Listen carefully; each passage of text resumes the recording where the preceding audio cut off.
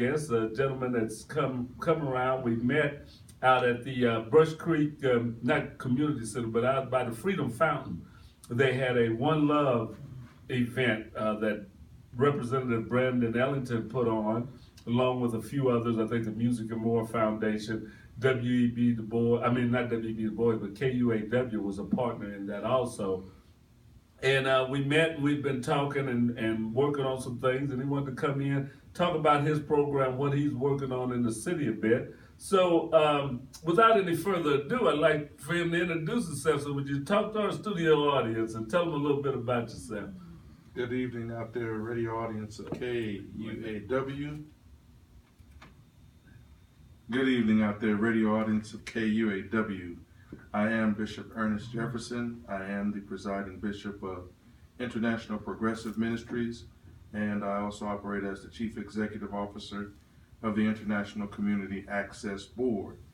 We have been visible here in the Kansas City metropolitan area since the year of 2004, and each year we've escalated into a higher plateau in the community.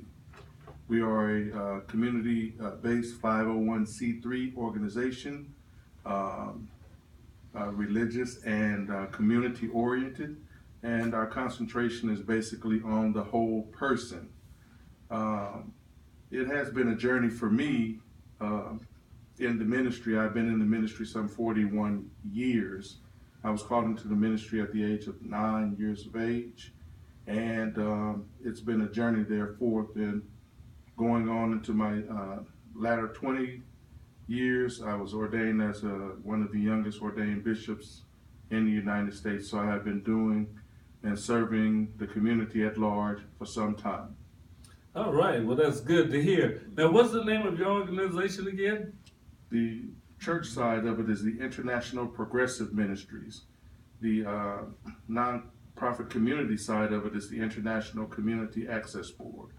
Okay, and since you've been in Kansas City, most of us know what church is like. I guess it's a regular church. You have services on Sunday, or is it? Yeah, basically what we have is we have a different concept for church.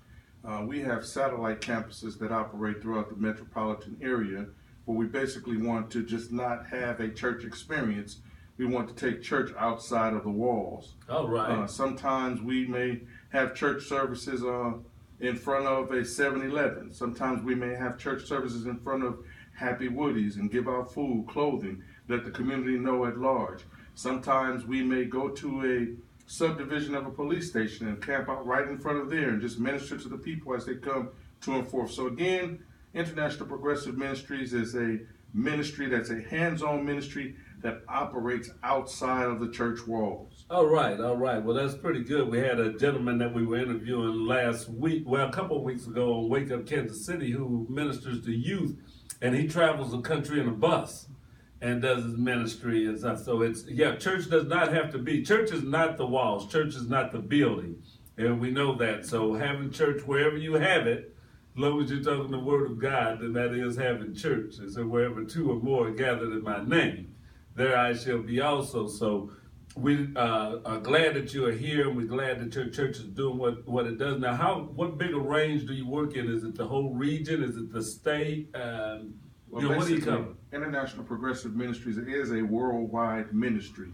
In the Kansas City metropolitan area, we work all of the regions, all the way from the Missouri side, the Kansas side, all the way to St. Louis and beyond areas. So we stretch a vast barometer of areas. And again, our purpose is to operate outside of the church walls wherever the need is to minister to the whole entire person. All right. So that's a real meet them where they are ministry, which is very good, very progressive. That is the way it started, is meeting people where they were and stuff. So if you're meeting people where they are, some of us sometimes get a little too caught up in them walls and don't want to come outside of it, but that's just where you're supposed to get charged up, and then you're supposed to go carry that word forth, as it's been said. So we're glad to see that you're doing that your ministry is doing that. Now, do y'all have a number of ministers that do this, or do you have evangelists, or How Basically, are people working in the street? we have street teams that are set up, and we have boards that organize these street teams, and we strategically put these street teams based on the need of the community.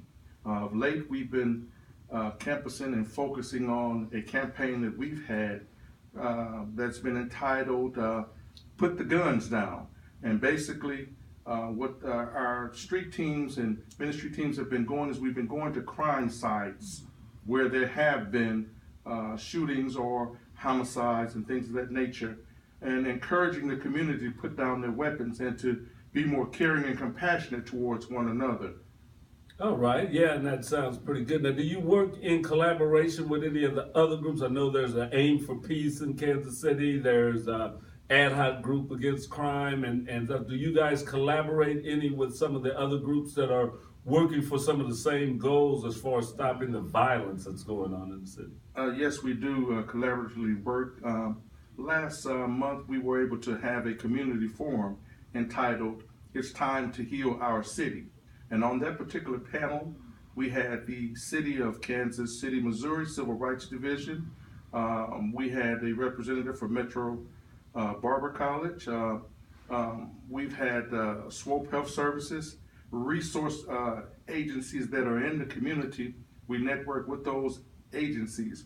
Ad hoc is one of the agencies that we've reached out to, and we partner with from time to time regarding on the events and things of that nature. Also, Combat has been one of our great helps, helping us get the word out about nonviolent and activities in the community.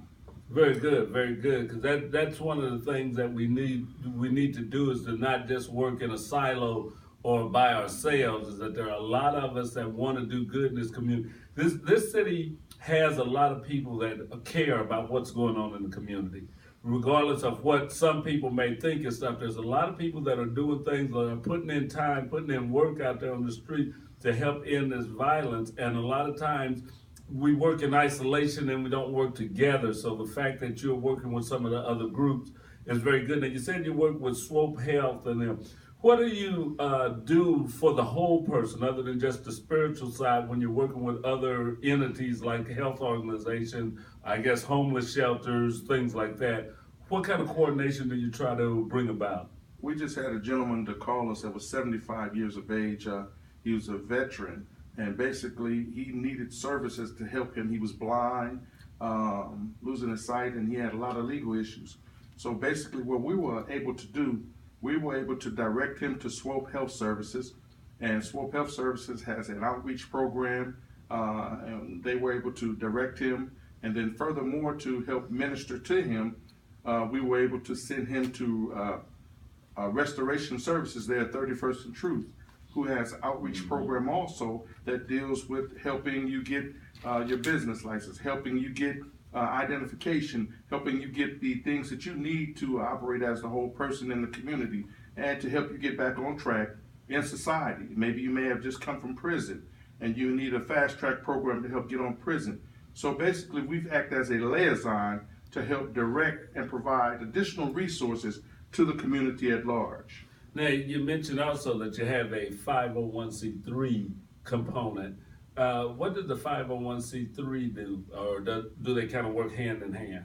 Well, the 501c3 component through the International Community Access Board, it basically operates, and we go into schools, and with that school site administrator, we basically coordinate a luncheon for that particular staff at that school. It doesn't cost that school any money. We raise the funds, we go out and chair it and bring in sponsors to help do it. We also go into those particular sites and we help them to revitalize their computer systems and stuff. We do that through a program that we have with the Bill and Melinda Gates Foundation.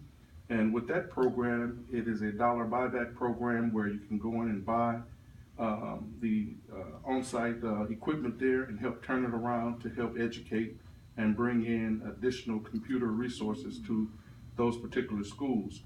And in that, we have been able to go in, as long as with the sponsored lunches, we've been able to go in and appoint or find a delegate certified staff and support staff, and we've been able to give them an award and also give them some away time and what have you, just to show them that they are our MVPs, our most valuable people.